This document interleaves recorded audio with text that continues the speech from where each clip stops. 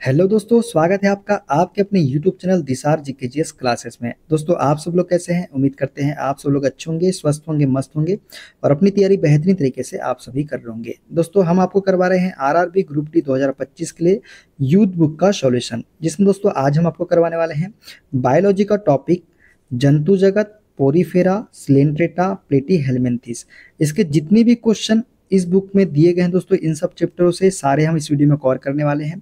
Video अच्छा लगे दोस्तों, वीडियो को लाइक कीजिए, शेयर कीजिए, कमेंट कीजिए। चैनल पे नए हैं, चैनल को सब्सक्राइब करके बेल आइकन को प्रेस कर लीजिए पल पल की अपडेट के लिए। दोस्तों, हमसे जुड़ने के लिए और क्लास की अपडेट के लिए आप हमारा टेलीग्राम चैनल ज्वाइन कर सकते हैं। टेलीग्राम चैनल का लिंक मैंने डिस्क्रिप्शन बॉक्स में आपको दे दिया है। चलिए दोस्तों, देर ना करते हुए स्टार्ट करते हैं आज का अपना सेशन। और जंतु जगत, पोरीफेरा, सिलेंट्रेटा, प्लेटीहेल्मिन्थेस के जितने भी question railway group D exam में पूछे गए हैं, देखते हैं सारे क्वेश्चन। दोस्तों, सबसे पहले हम देखेंगे जंतु जगत एनिमल किंगडम के क्वेश्चन। इससे एक ही क्वेश्चन पूछा गया था, तो वो क्वेश्चन पहले हम करते हैं। बिना कोशिका भित्ति वाले बहुकोशिकीय प्राणियों को निम्न में से किस समूह के अंतर्गत रखा जा सकता है? दोस्तों, बिना कोशिका भित्ति वाले बहुकोशिकीय प्राणियों को जो है ये हम रख सकते हैं एनीमिलिया में। किसमें? एनीमिलिया इसका राइट आंसर हो जाएगा। दोस्तों, बिना कोशिका भित्ति वाले बहुकोशिकीय प्राणियों को एनीमिलिया समूह के अंतर्गत रखा जाता है। इसे मेटाजोआ भी कहा जाता है। जो एनीमिलिया है इसे क्या कहा जाता है? तो मेटाजोआ भी कहा जाता है। याद रखना है आपको। कोशिका भित्ति केवल पादप जगत के पौधों में पाया जाता है। एनीमिलिया जंतु जगत का समूह है। ठीक है, एनीमिलिया किसका समूह है? तो जंतु जगत का समूह है एनीमिलिया। और कोशिका भित्ति केवल किस में पाई जाती है? तो पादप में ही पाई जाती है। ठीक है, देखते हैं अगला क्वेश्चन। दोस्तों, पोरीफेरा से जो क्वेश्चन पूछे गए हैं वे सारे क्वेश्चन देखते हैं। डैश के प्राणी अगतिशील होते हैं। तो दोस्तों, किसके प्राणी जो है अगतिशील होते हैं? तो पोरीफेरा के। किसके? पोरीफेरा के प्राणी जो होते हैं ये कैसे होते हैं? अगतिशील होते हैं। संघ पोरीफेरा की बात करें दोस्तों, तो संघ पोरीफेरा के प्राणी जो है ये अगतिशील होते हैं। पोरीफेरा शब्द ग्रीक भाषा के दो शब्द पोरोस मतलब छिद्र तथा फेरे मतलब धारण करना, तो इसका पूरा अर्थ क्या हो जाएगा? छिद्र धारण करना से बना है। अतः पोरीफेरा का मतलब छिद्र को धारण करने वाला। इनके शरीर में असंख्य सूक्ष्म छिद्र पाए जाते हैं, इसलिए इसको स्पंज के रूप में जाना जाता है। किसके रूप में जाना जाता है इसे? स्पंज के रूप में। क्यों? क्योंकि इसके शरीर में जो है असंख्य सूक्ष्म छिद्र पाए जाते हैं। रॉबर्ट ग्रांट द्वारा स्पंजों को जंतुओं में सम्मिलित किया गया और इनको पोरीफेरा नाम दिया गया। किसके द्वारा सम्मिलित किया गया? तो रॉबर्ट ग्रांट के द्वारा। किसके द्वारा? रॉबर्ट ग्रांट के द्वारा। ठीक है, देखते हैं अगला क्वेश्चन। निम्न में से क्या अचल होते हैं और एक ठोस आश्रय सपोर्ट से जुड़े होते हैं? तो दोस्तों, ये है हमारे साइकोन। साइकोन जो होते हैं दोस्तों यह अचल होते हैं और एक ठोस आश्रय सपोर्ट से जुड़े होते हैं। साइकोन को स्पंज भी बोलते हैं, ये भी आपको याद रखना है। बात करते हैं स्पंज की, साइकोन की। तो ये अमेरुदंडी पोरीफेरा संघ छिद्र युक्त जीवधारी का समुद्र जीव है। यह मीठे एवं खारे पानी में पाया जाता है। यह जंतु कॉलोनी बनाकर अपने आधार से चिपके रहते हैं। यह एकमात्र ऐसे जंतु है जो चल फिर नहीं सकते हैं। ये लाल एवं हरे आदि कई रंगों के होते हैं। इनका शरीर पौधों की तरह शाखा प्रशाखा युक्त होता है। इनके शरीर पर छोटे छोटे छिद्र होते हैं, उसे हम क्या बोलते हैं? ऑस्ट्रिया बोलते हैं। क्या बोलते हैं? ऑस्ट्रिया बोलते हैं। जिनसे होकर दोस्तों जल, ऑक्सीजन तथा भोज्य पदार्थों का शरीर में प्रवेश होता है। जिनसे जल बाहर निकलता है उसे आस्कुलम कहते हैं। इन जिनसे जल बाहर निकलता है उसे क्या कहते हैं? आस्कुलम कहते हैं। साइकोन, यूप्लेक्टिला तथा स्पोंजिला पोरीफेरा समूह के उदाहरण है। कौन कौन से? साइकोन, यूप्लेक्टिला तथा स्पोंजिला। ठीक है, किसके उदाहरण है? तो पोरीफेरा के उदाहरण है। देखते हैं अगला क्वेश्चन।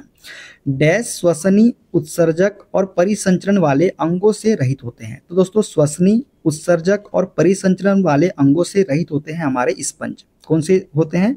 स्पंज, जिसे साइकोन भी बोलते हैं। साइकोन जो है ये श्वसनी, उत्सर्जक और परिसंचरण वाले अंगों से रहित होते हैं। बात करते हैं इसके बारे में और एक्स्ट्रा फैक्ट के बारे में। तो स्पंज श्वसनी, उत्सर्जक और परिसंचरण वाले अंगों से रहित होते हैं। स्पंज एक अमेरुदंडी पोरीफेरा छिद्र युक्त जीवधारी समुद्री जीव है। यह मीठे एवं खारे पानी में पाया जाता है। यह जंतु निर्भय कॉलोनी बनाकर अपने आधार से चिपके रहते हैं। इनके शरीर पर छोटे छोटे छिद्र होते हैं जिससे ऑक्सीजन व भोज्य पदार्थ शरीर में प्रवेश करता है। इसमें एक बड़ा छिद्र होता है जिससे जल बाहर आता है, उसे हम क्या बोलते हैं? आस्कुलम बोलते हैं। अब देखते हैं दोस्तों सिलेंट्रेटा के क्वेश्चन। सिलेंट्रेटा का पहला क्वेश्चन है दोस्तों, निम्नलिखित में से कौन सा शरीर कोशिकाओं की दो परतों से बना है। तो दोस्तों किसका शरीर जो है कोशिकाओं की दो परतों से बना है, तो ये बना है हाइड्रा। हाइड्रा का शरीर जो है दोस्तों ये शरीर कोशिकाओं की दो परतों से बना होता है। किसका? हाइड्रा। हाइड्रा जो है दोस्तों ये सिलेंट्रेटा संघ का जीव है। यह जीव अरीय सममित तथा द्विस्तरीय होते हैं, अर्थात बाहरी एपिडर्मिस स्तर तथा भीतरी गैस्ट्रोडर्मिस। इसमें अलैंगिक तथा लैंगिक प्रजनन होता है और इसमें पुनरुद्भवन की क्षमता होती है। किसमें? हाइड्रा में। ठीक है, देखते हैं अगला क्वेश्चन। निम्न में से कौन सा जीव पुनर्जनन और मुकुलन द्वारा प्रजनन कर सकता है? तो दोस्तों निम्न में से कौन सा जीव है जो पुनर्जनन मतलब रीजनरेशन एंड बडिंग मतलब मुकुलन के द्वारा प्रजनन कर सकता है? तो ये है हमारा हाइड्रा। हाइड्रा जो है दोस्तों ये रीजनरेशन एंड बडिंग द्वारा प्रजनन कर सकता है। अब हाइड्रा की बात करते हैं दोस्तों, तो हाइड्रा मुख्यतः तालाब, पोखर, झील एवं गड्ढों आदि के जल में जलीय पौधों या वस्तु से चिपके रहते हैं। यह कभी कभी प्रजनन भी करता है। यह निडेरिया अथवा सिलेंट्रेटा संघ का जंतु है। कौन सा? हाइड्रा। ठीक है दोस्तों, हाइड्रा की और बात करें तो हाइड्रा जंतु पुनरुद्भवन, पुनर्जनन और मुकुलन मतलब बडिंग द्वारा प्रजनन कर सकता है। हाइड्रा का शरीर गोल, लंबा व लचीला होता है। इसके दूरस्थ भाग पर शंक्वाकार मुखाधार हाइपोस्टोम होता है। मुखाधार पर तारे सदृश मुख छिद्र होता है। मुखाधार के चारों ओर 6 से 10 की संख्या में स्पर्शक मतलब टेंटिकल्स होते हैं। क्या होते हैं? टेंटिकल्स होते हैं। किसमें? 6 से 10 की संख्या में। ठीक है, मुखाधार पर के चारों ओर। स्पर्शक की बात करें तो हाइड्रा को प्रजनन व शिकार करने में सहायता करते हैं। कौन से? स्पर्शक। ठीक है, देखते हैं अगला क्वेश्चन। निम्नलिखित में से कौन मुकुलन द्वारा प्रजनन करता है? तो दोस्तों मुकुलन द्वारा जो प्रजनन करता है ये है हमारा हाइड्रा। मतलब हाइड्रा जो है मुकुलन के द्वारा प्रजनन करता है। देखते हैं अगला क्वेश्चन। डैश में मुकुलन द्वारा प्रजनन हो सकता है? तो दोस्तों हाइड्रा में जो है मुकुलन द्वारा प्रजनन हो सकता है। देखते हैं अगला क्वेश्चन। डैश का शरीर कोशिका की दो परतों से बना होता है। तो ये बना होता है किसका? सिलेंट्रेटा। मतलब सिलेंट्रेटा संघ के शरीर जो होता है कोशिका की दो परतों से मिलकर बना होता है। सिलेंट्रेट का शरीर कोशिकाओं की दो परतों से बना होता है, जिसकी पहली परत बाह्य स्तर तथा दूसरा अंतः स्तर होती है। ठीक है, दोनों के बीच एक अकोश की पदार्थ मध्य श्लेष होती है। सिलेंट्रेटा एक बहुकोश की जंतु है। उदाहरण की बात करें तो हाइड्रा इसका उदाहरण हो जाएगा। तो सिलेंट्रेटा का शरीर कोशिकाओं की दो परतों से बना होता है दोस्तों, जिसकी पहली परत बाह्य स्तर होती है तथा दूसरा अंतः स्तर क्या होती है? एक्टोडर्म तथा दूसरी अंतः स्तर एंडोडर्म होती है। ठीक है, और दोनों के बीच एक अकोश की पदार्थ मध्य श्लेष मेसोग्लिया होती है। क्या होती है? मेसोग्लिया। सिलेंट्रेटा एक बहुकोश की जंतु है। उदाहरण की बात करें तो हाइड्रा इसका राइट आंसर हो जाएगा। ठीक है, देखते हैं अगला क्वेश्चन। हाइड्रा, स्टारफिश, प्लेनेरिया निम्न में से किस प्रक्रिया द्वारा उत्पन्न होते हैं? दोस्तों हाइड्रा हो गया, स्टारफिश हो गया, प्लेनेरिया हो गया, ये जो है पुनर्जनन के द्वारा उत्पन्न होते हैं। किसके द्वारा? पुनर्जनन के द्वारा। दोस्तों यदि किसी कारणवश जीव छत विछत हो जाता है अथवा कुछ टुकड़ों में टूट जाता है तो अनेक टुकड़े वृद्धि करके नए जीव में विकसित हो जाते हैं। उदाहरण की बात करें तो हाइड्रा तथा प्लेनेरिया जैसे सरल प्राणियों को यदि कई टुकड़ों में काट दिया जाए तो यह प्रत्येक टुकड़ा विकसित होकर पूर्ण जीव का निर्माण कर देता है। यह है पुनरुद्भवन कहलाती है। यही क्या कहलाता है? पुनरुद्भवन या पुनर्जनन कहलाता है। ठीक है, देखते हैं अगला क्वेश्चन। निम्नलिखित में से कौन सा जानवर मुकुलन मतलब बडिंग द्वारा पुनरुत्पादित करता है और पुनर्जनन कार्यान्वित कर सकता है? तो ये है हमारा हाइड्रा। हाइड्रा जो होता है दोस्तों ये मुकुलन बडिंग द्वारा पुनरुत्पादित करता है और पुनर्जनन कार्यान्वित कर सकता है। कौन? हमारा हाइड्रा। ठीक है, हाइड्रा की बात करें दोस्तों जलव्याल भी इसे हम बोलते हैं। हाइड्रा को क्या बोलते हैं? जलव्याल। निडरिया संघ का जंतु है। यह सूक्ष्म आकार का होता है। यह मुकुलन बडिंग द्वारा पुनरुत्पादित और पुनर्जनन कार्यान्वित कर सकता है, अर्थात इनमें अलैंगिक जनन होता है। हाइड्रा का शरीर अनेक टुकड़ों में विभक्त हो जाता है एवं प्रत्येक भाग वृद्धि करके नए जीव में विकसित हो जाता है। यह भी अलैंगिक जनन की एक विधि है जिसे हम पुनरुद्भवन हम कहते हैं। क्या बोलते हैं? पुनरुद्भवन। देखते हैं अगला क्वेश्चन। डैश में मुकुलन द्वारा प्रजनन हो सकता है? तो दोस्तों मुकुलन द्वारा प्रजनन जो है ये हाइड्रा में हो सकता है। किसमें? हाइड्रा में। राइट आंसर क्या हो जाएगा? हाइड्रा हो जाएगा। मुकुलन हाइड्रा में अलैंगिक जनन का एक प्रकार है। जो मुकुलन है दोस्तों ये हाइड्रा में किसका प्रकार है? तो अलैंगिक जनन का एक प्रकार है।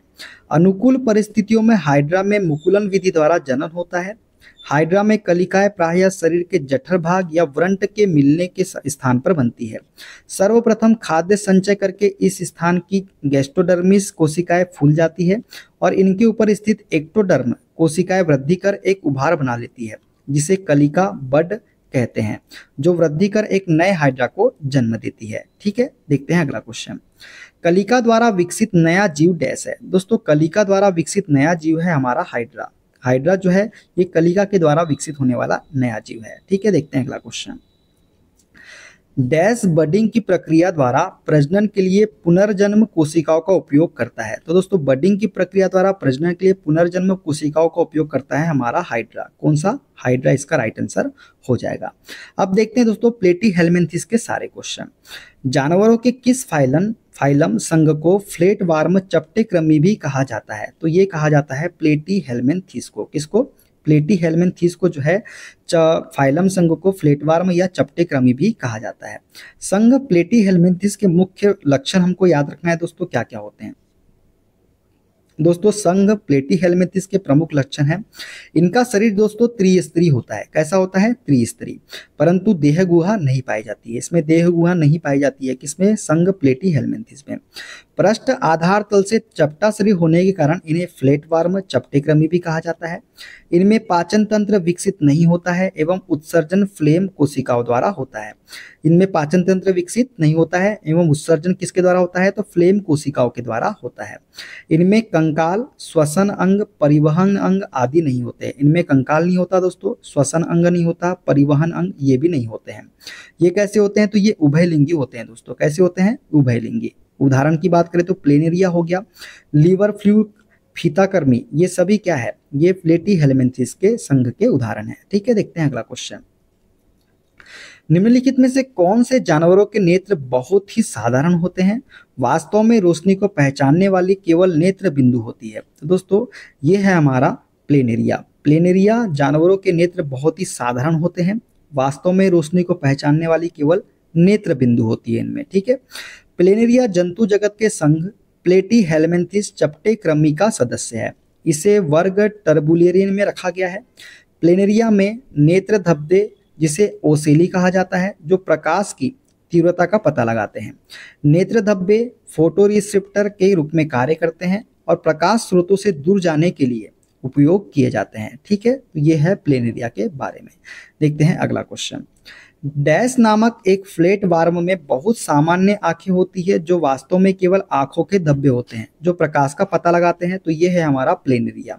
इसका राइट आंसर क्या हो जाएगा? हमारा प्लेनेरिया हो जाएगा। ठीक है, देखते हैं अगला क्वेश्चन।